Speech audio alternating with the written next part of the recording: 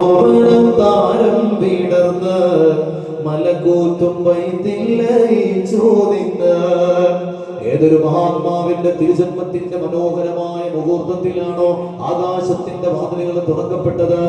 ഏതൊരു മഹാത്മാവിന്റെ തിരുജന്മത്തിന്റെ നേരത്താണോ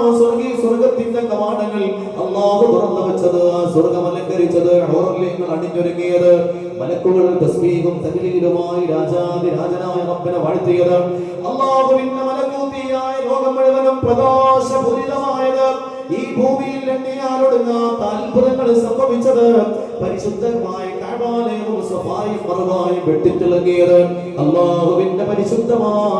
പരിശുദ്ധമായ മക്ക എന്ന ഉമ്മുൽ ഖുറാ ഹബീബിന്റെ പ്രകാശം കൊണ്ട് തിളങ്ങി വിളങ്ങിയത്, ഏതൊരു മഹാനായ കുഞ്ഞിന്റെ തിരുജന്മത്തിന്റെ നേരത്താണോ ബിംബങ്ങളെല്ലാം തലകുത്തി വീണത്, കിസ്റാ ചക്രവർത്തിയുടെ കൊട്ടാരം കടപുഴകിയത്, ലോകത്തുള്ള സകല രാജാക്കന്മാരുടെയും അധികാരത്തിന്റെ അടിവേർ ഇളകിപ്പോയത്, ഏതൊരു കുഞ്ഞിന്റെ ജന്മത്തിന്റെ നേരത്താണോ 2000 വർഷങ്ങളായി കെടാതെ കത്തിക്കൊണ്ടിരുന്ന മജൂസികളുടെ തീ കെട്ടുപോയത്, സാവതടാകം പറ്റിയത്, ജിന്നുകൾ അലറി വിളിച്ചുകൊണ്ട് ഓടി അങ്ങോട്ടും ഇങ്ങോട്ടും പരക്കം പാഞ്ഞത്, ഏതൊരു മഹത്തായ തിരുജന്മത്തിന്റെ നേരത്താണോ എണ്ണിയാലൊടുങ്ങാത്ത അത്ഭുതങ്ങൾ ഈ ലോകത്ത് സംഭവിച്ചത്.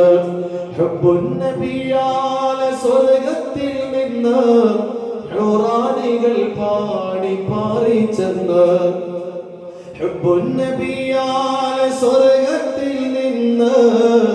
ഹുറാനികൾ പാടി പാറിച്ചെന്ന്, ഹൗദുൽ കൗസറിനാറാട്ടമെന്ന്, ഹംദും സുഗന്ധങ്ങൾ ഫിർദൗസിന്ന്,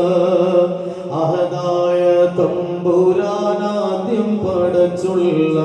അംബിയ രാജാ മുഹമ്മദ് സല്ലല്ലാഹു അലൈഹി വസല്ലം. ഒരാൾക്കും അവഗണിക്കാൻ കഴിയാത്ത,